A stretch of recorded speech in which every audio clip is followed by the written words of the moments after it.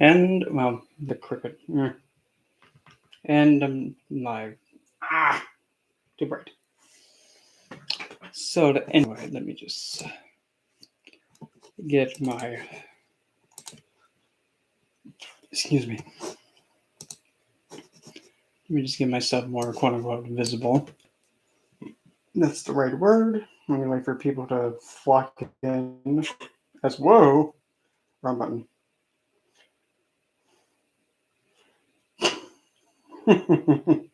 Anyway, so while I wait for people to hello Kayla, while I wait for people to emerge, I just forgot what I was gonna say. I just had it and I lost it. It'll come back. Hello Lissy. Oh yeah, this actual theme of the live stream tonight is pretty. I'm handling there. Well, there. Well, yeah, you know what I meant. I'm handling. I said, yeah, this. Um, I'm just gonna call it a theme of the live stream because that's simpler. The theme of the stream is actually one that is, of course, seen as vital and very important. Actually, enduring some of it myself from the points of both as one who actually went through being put into a hold, like a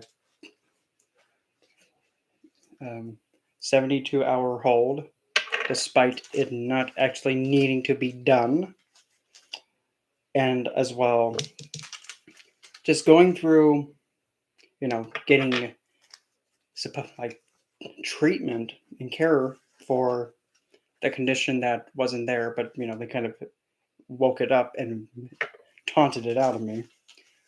And also pretty much giving my experience on what I was given in care and how pretty much the ones that were providing the care, how they handled it, and giving my own tips based on what I've endured and what, might be vital and very helpful for not only you if you're helping somebody else, but you can actually also give these skills to other people and tell other people that may not be medical providers, because I'm not a medical provider, but nonetheless you don't need to have any kind of medical woozy woo or medical pieces of paper saying I'm qualified to say this, because hello Christian, because the tips and everything I'm going to be talking about, it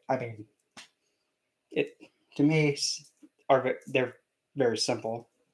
But the common man and everyday people, they tend to not use it because usually they don't know how to or they just don't want to.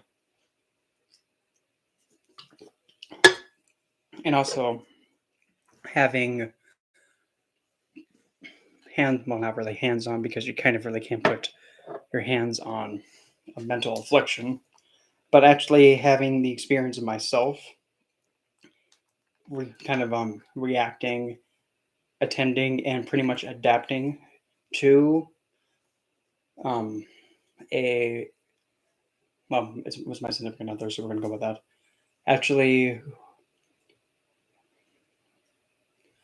well, I don't want to say interacting because that doesn't sound right, but pretty much responding to when he was in this state of psychosis or in a different state, which may not have been comprehensible by other people, but me actually being there and seeing it, also giving the experience for me for that. Because all that I can really give is what I've experienced and what I have seen and actually handled with my own well, not really, again, not handled, but pretty much responded with the decisions that I made. No, no, no, no, no. It's not scary. What I'm talking about is actually like, say you have somebody who's in a state of psychosis.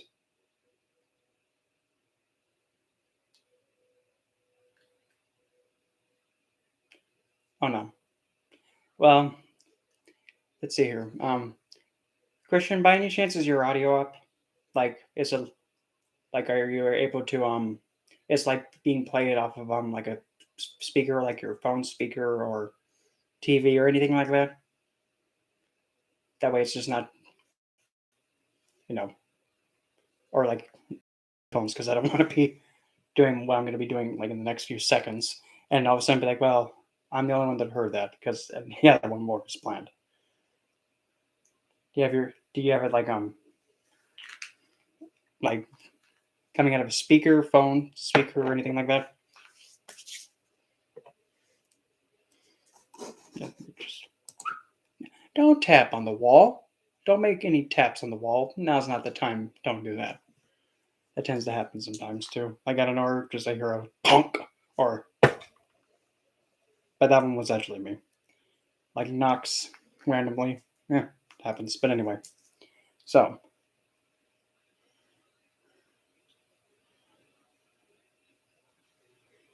oh no, it's okay. Because I was about to say, okay, okay, fairies loves. Please don't scare her. Love you to death, but please don't scare her. Okay, good. Goody. But anyway, as I was saying, it's well, the thing is, when it comes to anything regarding the mind and ensuring the health of the mind is good and the well-being of the mind and emotional health. On this stream right now, triple, not on the stream, but at the end of the stream,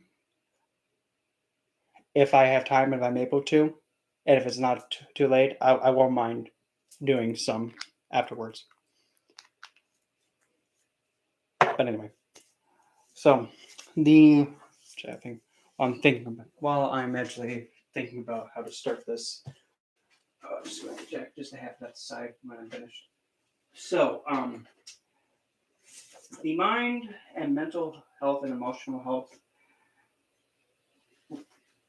regardless of where somebody stands on it, it is it is probably, if not the most. Hello, Angela. Hello, Angela.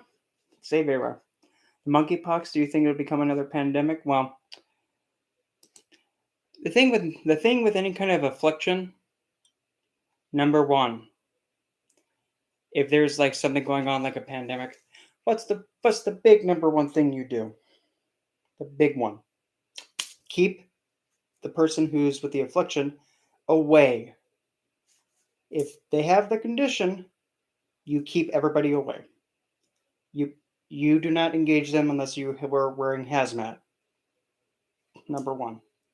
Second of all, like for example with COVID-19, when the plane arrived with a COVID-19 person who got infected on there, and I mean I'm just saying for what happened, and Mr. Trump saying, "Well, we got it under control." No, you don't, because guess what happened? That plane arrived, spread. If that would have been the case, I would say they're not coming over here until they get everything taken care of medicinally. Because when you bring over somebody with that affliction, you put people at risk. I hate to be cruel and cold, but that's just what it is. But with monkeypox, again, an affliction, and the government better be paying attention because, I mean, and another thing, when you over vaccinate people, you actually cripple and harm the immune system. The immune system becomes so weak that when an affliction comes, it doesn't know how to defend itself. It's not strong enough. There has to be times where the immune system comes in and does something. Because if it becomes over vaccinated, it's just going to be so weak that they get sick by everything and they become even more sensitive. And also the side effects too. But anyway, actually, that kind of ties also to the mental health thing too. But anyway, starting at this point, I'm not paying attention to the chat, so that way everybody knows. And I'm just looking at a white screen. So, where do I start with this? Well, I'm probably going to Actually, I think I have a good idea.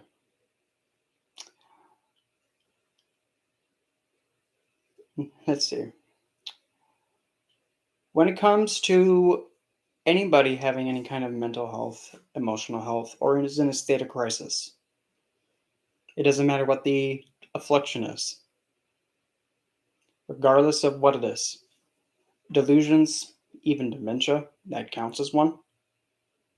Psychosis, depression, chronic depression, bipolar disorder, dissociative, I can't even, that's a tongue twister word for me. Disaffective identity disorder, did, even autism, Down syndrome, it's still an affliction by society standards. But nonetheless, regardless of whatever affliction they have, the number one skill that has to be pretty much mastered, and it's a hard thing to do for some people, especially the ones that are in the medical field, just to make the, because as long as they're making that, they really don't care how good the quality of care they give. Don't look at me. That's just what's happening. But anyway, this one skill, probably the most important. And heck, you learn it like before you even, oh, I don't know. Actually, here, when you're actually not even out of the womb yet, you're practicing it. What? So before I'm even born, I'm practicing it? Mm-hmm. You know what that is? Listening. Listening. If you do not know how to listen, you do not need to be anywhere near doing any kind of medicinal work, especially when it comes to mental health and psychological health and emotional health. You don't need to be in that profession if you cannot listen. Because a huge majority of the afflictions that harm mental health, most of the time, when you're able to provide that that sense of security and that feeling that somebody's actually listening to me, they're actually making me feel validated by listening. That helps tremendously. And it's so completely overstepped that it's just mind boggling. It's like, what the heck, really? Like, you automatically do this before you're even born. It's not that hard to do. And why do I say that a lot of medical providers in the mental health field don't know how to listen? Because, I was put through a 72-hour hold. And before I even got into that hospital being held, I was talking to the ER's um, on site psychiatrist, talking normal, just like how I am now. And she asked, like, in the past, have I ever had any kind of these situations pop up? And I said, yep, in the past I have. I'm perfectly fine right now. I don't feel suicidal. I don't feel hostile. I don't feel out of control. All I want to do is just talk to somebody to help organize my thoughts and get another person's perspective. That's all I wanted. What happened instead?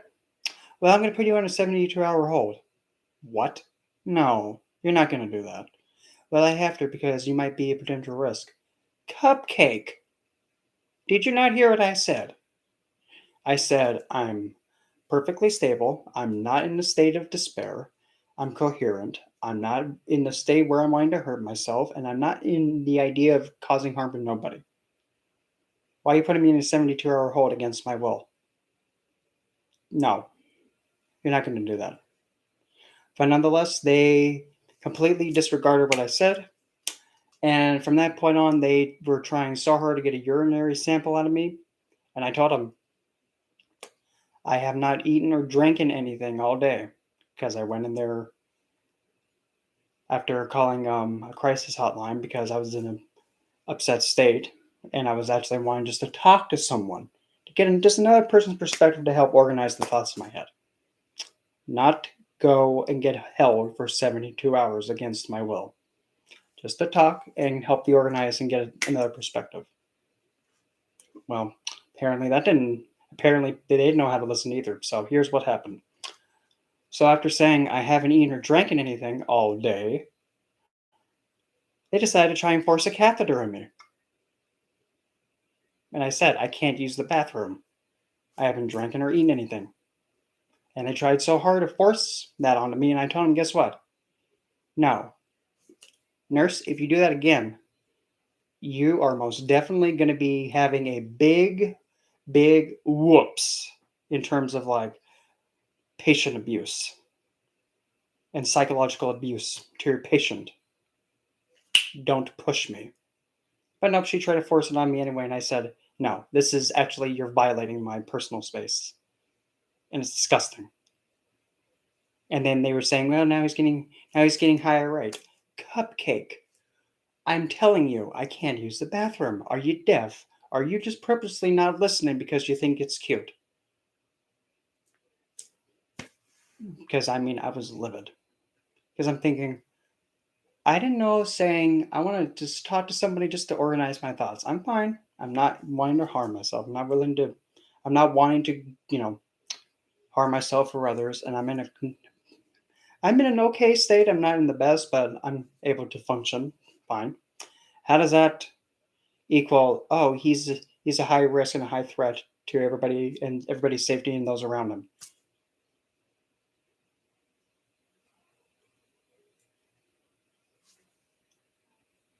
He wants somebody to talk to organize his thoughts. He's a risk. Oh, God forbid. Well, long story short, after the catheter incident, I just said, you had better believe as soon as I'm out of here, there's going to be a complaint going in because what's happened is unacceptable and disgusting. And I actually did put in a complaint. By complaint and the way that I actually went about it, when I came back, when I was out of there because I was in Illinois, and when I flew back here, and actually I was talking to my state health insurance, I was telling them exactly all that what happened. And when the mental health hospital and the hospital sent me a bill, and I'm thinking, no, you took my insurance. Cease and desist. Before also telling them, guess what? The way that you treated me in the hospital, no, I'm not going to be providing any kind of payment for this. You can talk to this health insurance company that's, I gave you my card for. You can talk to them. Cease and desist. Do not contact me ever again. Do not speak to me. Because no, I was not putting up with BS like that. It was also traumatic. But anyway. So while being in the mental health hospital for the 3 days, pretty much I was completely uncomfortable, scared out of my mind because I'm like, I have no idea where I'm at. And I'm the only person that, I know in this whole place. I know nobody. So, of course, I'm very timid and scared. Not to be traumatized, of course. Of course, I'm going to be like, yeah, scared. Because I'm in a place I have no idea where I've been. But anyway, so they then took my cell phone, and I said, if you take my cell phone, how am I going to be able to talk to anybody and let them know I'm out here? I can't get a hold of my grandmother because I don't know the number. She can't call me. I can't call my significant other, who was being not the best support for that.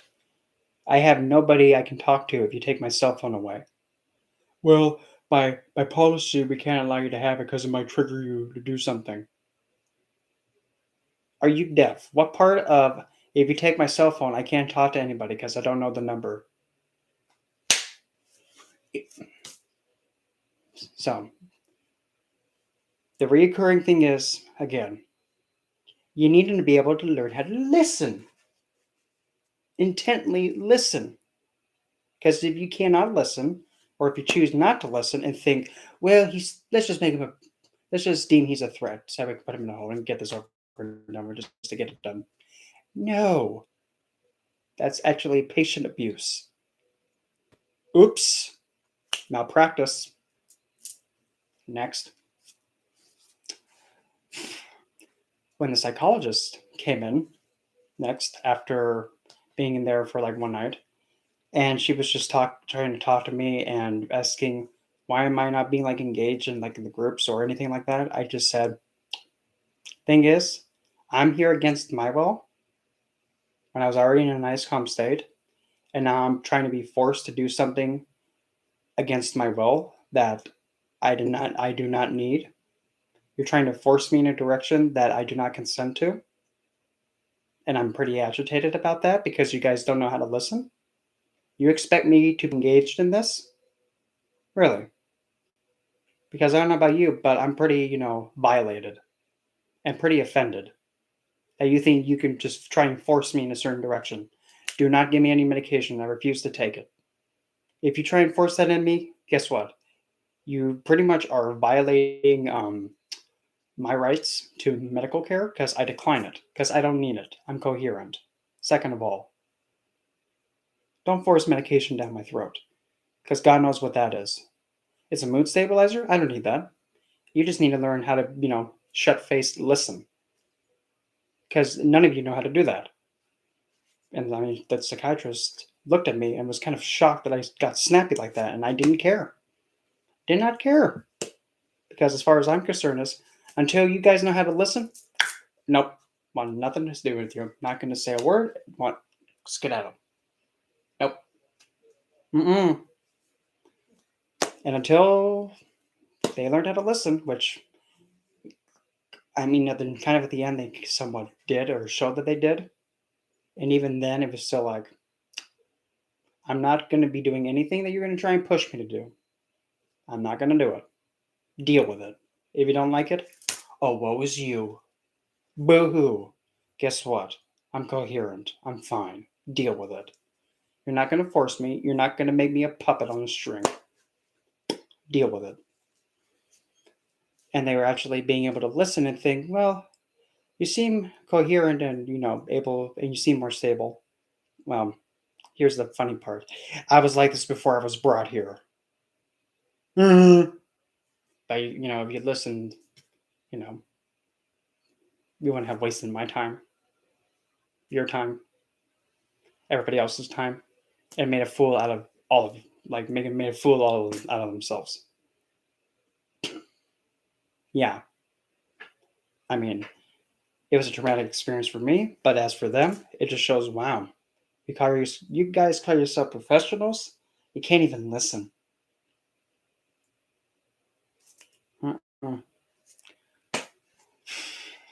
But anyway, but that's actually my experience within the holding, like being held for 72, which was pathetic. Next. Again, I'm going to reiterate it one more time because it is that important. Sorry, I did not mean to hit the mic like that. Whenever you are interacting or providing care, support, or doing anything related to mental health and helping someone, you need to learn to